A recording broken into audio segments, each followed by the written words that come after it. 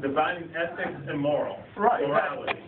Now, he's a human being. He may be an attorney, but he's still a human being that still has morality that he has to deal with.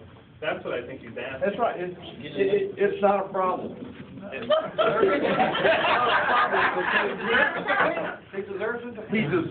is entitled. We have that thing called the Constitution, and it discusses due process, and due process says if the state can't prove it, then he's not guilty. Doesn't mean he's innocent. That's right. Means he's not guilty. You get away with it. Well, that's right. And better to have criminals walking the street who couldn't be convicted than honest people who were wrongly convicted in prison. And that's the final balance of most of the outcomes of the act that we have, the pipe wire that we have to Real walk. good question. Suppose you represent somebody who killed a child. I've got cases like that right here. And he says, I confess to you, I did it. I want you to get me off. If you get me off, I'm going to kill your child. If you get me off, I'm going to kill your child. That's a future crime. He's talking about a future crime, and he can get out. Yeah, then you can get out of case. Okay. But 20 years He can tell you ago. what he did, but he can't tell you if he tells you what he's gonna do, then you can get out. I've got different hair than split. Brad, 20 years ago, the lawyers started advertising. Now every other commercial's I didn't get there, but I had that notes on that oral education. What are your thoughts on that? Well, I don't advertise, but I can tell when any of my kids have gotten a ticket because the flood of mail to my house comes in. You're still not allowed to undertake in-person solicitation. But actually the courts have done it. This is the Supreme Court that helped in that oral case, is destroying the professional nature of practice of law.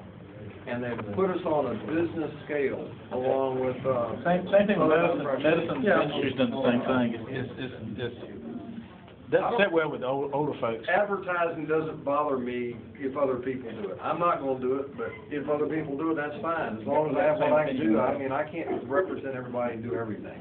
In other words, you want to represent your profession and not be at odds or compete with. You're not competing with fellow professionals.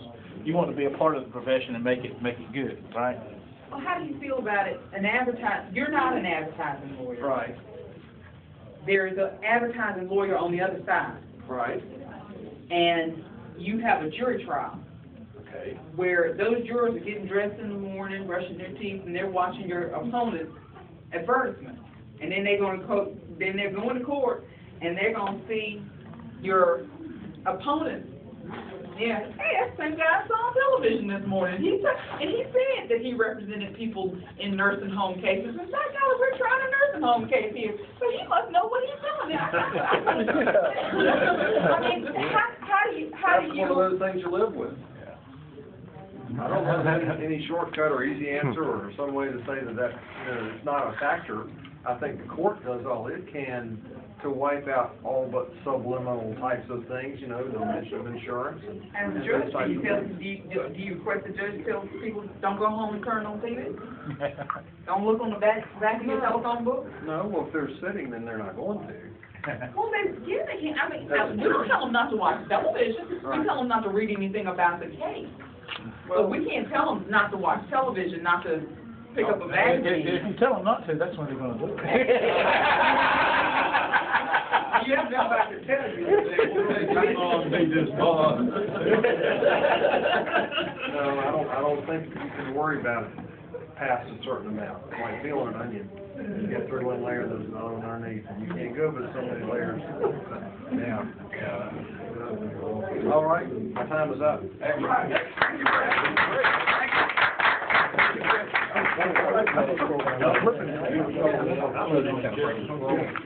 That's right.